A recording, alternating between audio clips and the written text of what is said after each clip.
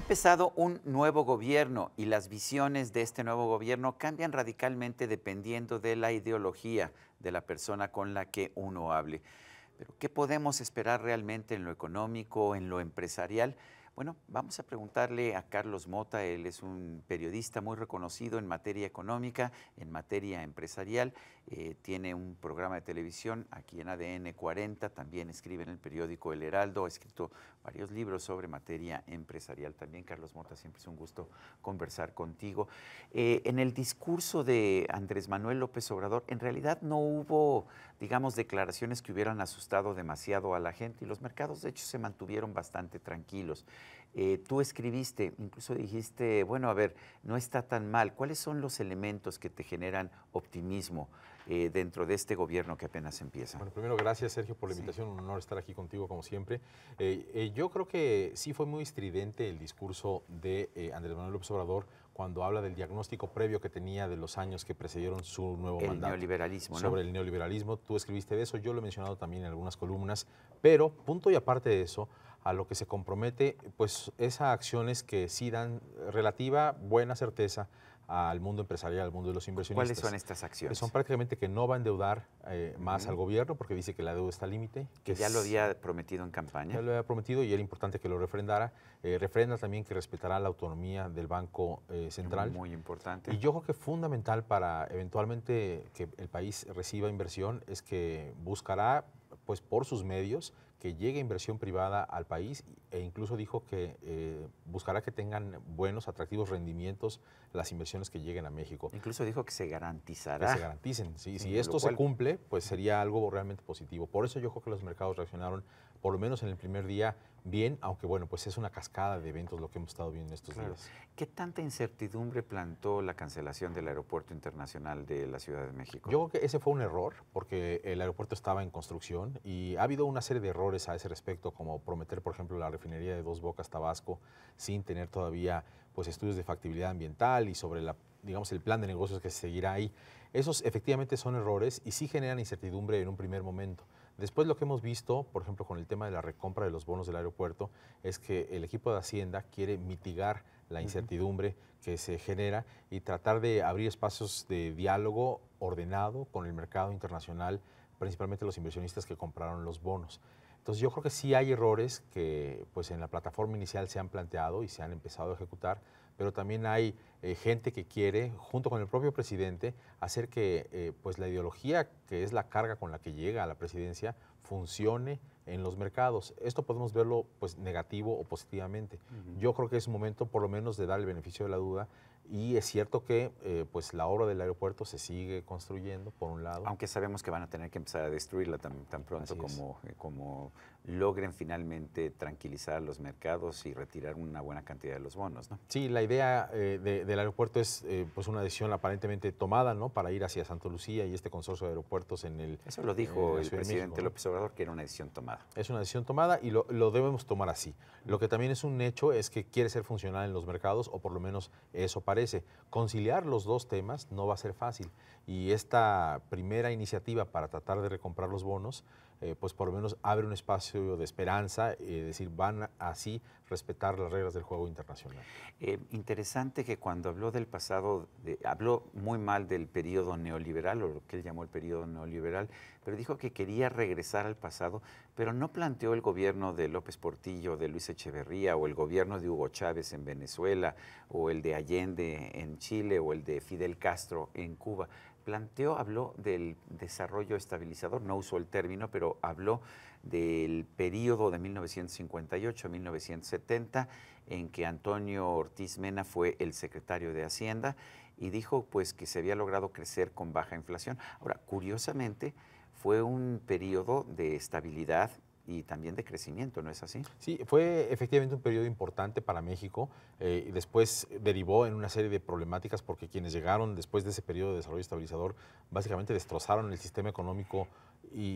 Pero López Obrador dijo eso también, a ver, no queremos seguir con aquellos que destrozaron la economía, queremos como ejemplo el periodo de Antonio Ortiz Mena. Sí, la población crecía a una tasa diferente. Yo creo que va a ser muy difícil en este momento, o por lo menos nos va a llevar tiempo, Sergio, ver cuál es el marco de referencia conceptual con el cual podemos etiquetar a la política económica, la filosofía política con la cual se identifica este gobierno. Yo planteo que quizá podría ser un nacionalismo liberal, en donde anclado en los valores pues nacionales, efectivamente quiere ser liberal en lo económico. Quizá tardemos tiempo en definir si efectivamente es eso o es otro tipo de modelo. Lo que sí parece ser cierto es que quiere ser funcional en el sistema global. Dijo también que está a favor del libre comercio, aunque algunas acciones a lo mejor podrían parecer que no necesariamente es así, ¿no? Su equipo de trabajo, ¿cómo lo ves? Por ejemplo, Carlos Ursúa, secretario de Hacienda, muy importante. Sus designaciones para el Banco de México, para los 2 cargos vacantes en el Banco de México, ¿cómo los ves? A mí me da la impresión de que es gente que está bien entrenada en lo académico, pero algunos de ellos parecieran con poco oficio en lo público, y eso es algo que pues irán aprendiendo, tendrán esta curva de aprendizaje natural que conlleva un nuevo gobierno, y no todos necesariamente pues tienen el oficio de estar, sobre todo en estos mercados internacionales, haciendo lo que en inglés se conoce como el roadshow, o este cabildeo a las grandes casas de inversión, fondos, casas de bolsa, que es indispensable porque México es un país muy importante en el escenario financiero internacional, y es importante que nos mantengamos en ese circuito pues muy bien aceitado para que México pueda colocar los bonos cuando necesite colocarlos, para que Pemex también pueda hacerlo, las empresas del Estado productivas, también la Comisión Federal de Electricidad, pues necesitan ese aceite financiero,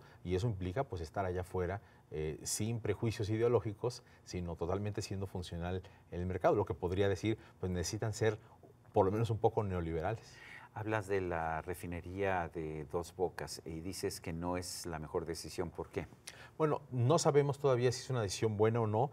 Parece que no. ¿Por qué parece que no? Bueno, porque no tenemos los estudios completos, o por lo menos no se han revelado sobre el impacto medioambiental. Creo que no los hay, ¿eh? No los hay. El plan de negocios sobre cuál es la capacidad y en qué plazo se llevará a cabo esta capacidad de refinación, y cómo va a competir esta refinería con otras refinerías que hay en el escenario. Cuando en el mundo se está hablando de ir hacia abajo en combustibles fósiles, acá en México estamos planteando una nueva refinería, que es también una decisión que pareciera un poco más como del pasado. Entonces yo creo que hay un tema de definición del plan, por qué Pemex tiene que ir hacia esa estrategia.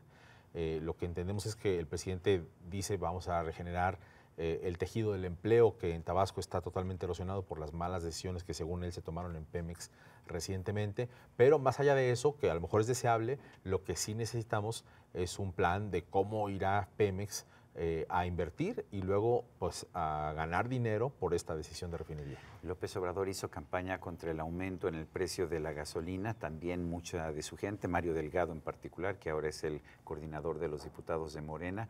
Llegan a la presidencia, llegan al poder, sin embargo, y no echan para atrás el gasolinazo, no echan para atrás los precios de la gasolina, lo cual preocupaba mucho porque podría llevarnos a una situación muy complicada en las finanzas públicas. ¿Cómo interpretas esa decisión? Yo interpreto, como te decía al principio, yo creo que están tratando de ser funcionales en el mercado y con las reglas del juego del capitalismo. Es razonable. Se dan cuenta de que no se puede bajar tan fácilmente el precio de la gasolina. Eventualmente, si ellos disminuyen el impuesto que le cobran a cada litro de gasolina, podrían hacer eso. Eventualmente, si le sale bien el plan de negocios que nos presente para la refinería y de pronto tiene una capacidad de refinación Pemex fenomenalmente grande, pues a lo mejor cambian condiciones y la ecuación del precio para México, pero se antoja difícil. Y como es difícil, pues el precio sigue con niveles de mercado como ha funcionado ya en los últimos meses. ¿Qué opinas del proyecto del Tren Maya?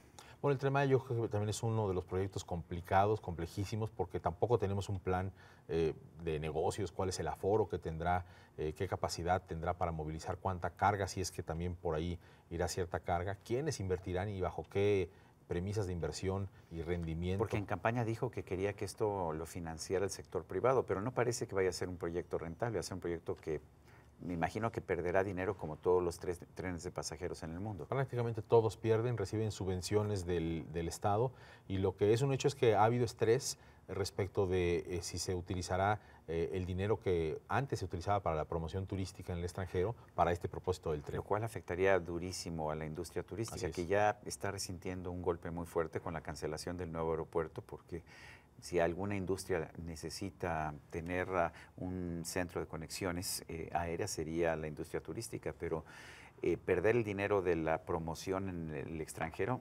afectaría a la industria sobre turística. todo en un tren que no sabemos si va a ser rentable o no, y además sumando a personajes empresariales locales que no necesariamente puedan tener interés en invertir su dinero en esto. Mira, yo creo que todas estas decisiones es una colección de temas cuestionables. Alguno podrá salirle bien, otros no necesariamente serán rentables, saldrán mal o se cancelarán antes de que empiecen.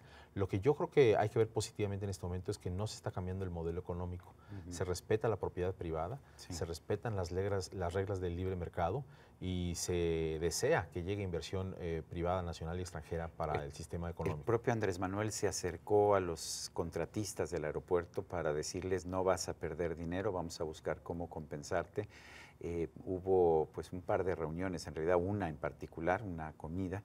¿Cómo viste esa decisión de acercarse a estos empresarios? Yo creo que es positivo que se acerque. Yo creo que todavía no tiene completamente maduro el discurso que tendrá frente al sector empresarial, porque ha estado, creo, más ocupado con la base de electores que lo llevó al poder, pero es positivo. Y el hecho de que sea positivo, eso y el Consejo de Asesores Empresarios que también anunció, me parece que habla de una necesidad ya interiorizada de que para que el país prospere necesita el capital privado al lado y necesita a los emprendedores y a los empresarios poniendo su dinero en inversiones para que el país pues salga adelante. Bueno, el Consejo de Asesores de primera incluye a Ricardo Salinas Pliego, incluye a dueños de otras televisoras, empresarios muy reconocidos. La gran pregunta es, ¿escuchará Andrés Manuel López Obrador a sus asesores? Esa es una buena pregunta. Yo creo que es terco, pero no es obtuso.